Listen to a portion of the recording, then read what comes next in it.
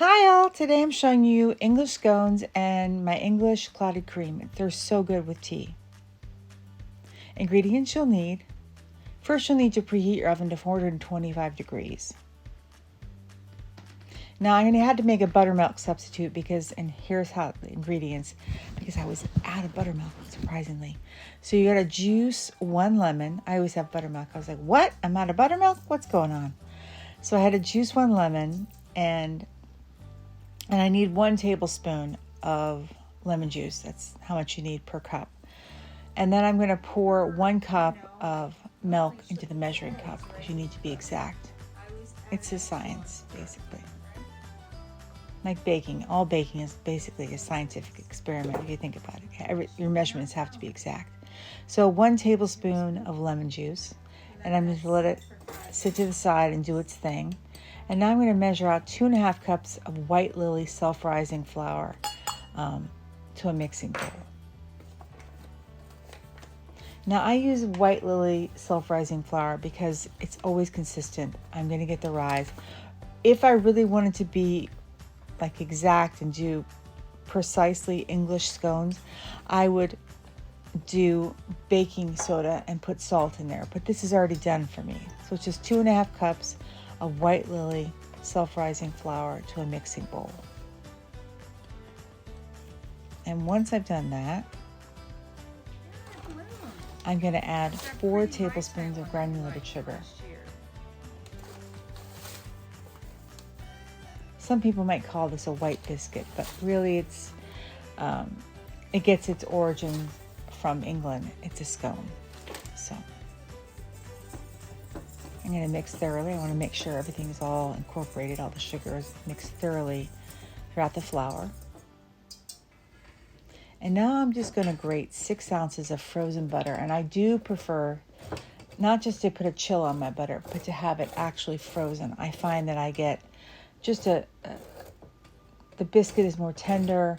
I have a better rise. It's just, I think, all around much better.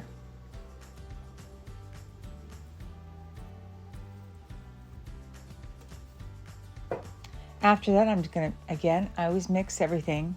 I feel like it should be a motto. Should have a plaque made. Mix it, and then I'm going to add 1 teaspoon of vanilla extract. This is the homemade kind I have, to the buttermilk.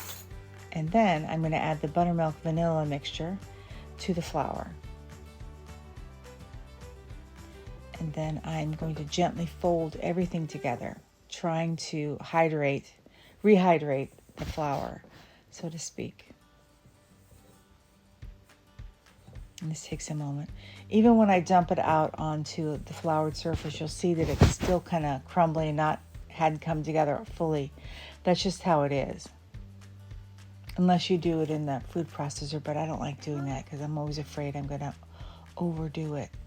So I tip the scone dough out onto the floured surface, and I'm just going to bring them together and form a disc. And you'll notice that I'm going to start just squeezing and pushing it together because I'm just trying to distribute the liquid, the buttermilk, homemade buttermilk or substitute, I should say, that I had. I'm going to fold it over a couple times on itself. And the reason why I'm doing that, again, I'm trying to distribute the moisture in the scones everywhere.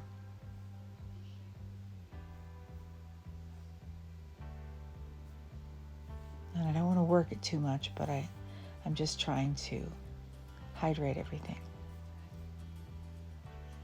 And I'm feeling like I've got it there. And usually it's just, by feeling the dough and you work with it. That's why I always suggest people make things multiple times to get a feel of stuff. So we're going to cut out 2-inch wide scones. I'm using a biscuit cutter. I don't know, Southern Home doesn't have them, but if you don't have one, you can always use a glass. And then I'm going to place them on a lined baking sheet. You can use either what I have here, a silicone pad, or you can also use just some parchment paper. And then I'm brushing the top of the scones with some heavy whipping cream. You could also do egg if you wanted to, whip an egg up with a little milk in it, but I do prefer heavy whipping cream. I set the oven at 425. And once I do that, I'm going to place these in the preheated 425-degree oven. And they're going to bake between 14 to 17 minutes or until they're lightly golden brown. And then I bring them out. That's what they look like. I want to just show you a quick picture of how they look like with jam. They're so delicious. So now I'm going to make English clotted cream. I'm making the old-fashioned way. It takes a long time, but delicious. So ingredients you'll need. There's only one ingredient, and it's heavy whipping cream, not ultra pasteurized. So you need to preheat your oven to 175 degrees. You're going to pour the heavy whipping cream into a baking dish. I have a 9x13 here, the 4 cups. And then I'm going to place the heavy whipping cream in the preheated 175 degree oven. And it's going to cook for 12 hours. So you need to start early in the morning, like around 7, and put it in the oven and just let it be. And this is what it looks like after 12 hours. You would bring it out and you have to let it cool. And after you let it cool, you're going to place foil on it and put it in the refrigerator for another 12 hours. It's a long process, but it's worth it. You're going to pour off the milk, the skim milk. It's not really skim milk because it still has some butter fat in there, but I use it in coffee. You could use it for baking if you wanted. Some people just lift it off, and I don't think you should lift it off. I'd much rather pour off the cream. And then you're going to scoop this clotted cream into a storage container, and it will keep for about a week. And I like to chop mine up. That's the way I was taught by this English lady, and mix everything in. She says it's wasteful to take off the yellow part. And I was like, okay. And it tastes delicious, so I listened to her. And you're going to store it into the refrigerator again for up to a week.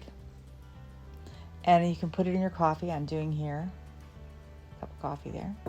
And it's delicious. And this is what it looks like, the final product. I want to just show you what it looked like all together, the clotted cream and the scones. I put apricot jam and served everything with tea. It was so good. To help our channel grow, we're asking everybody to please like, subscribe, and comment.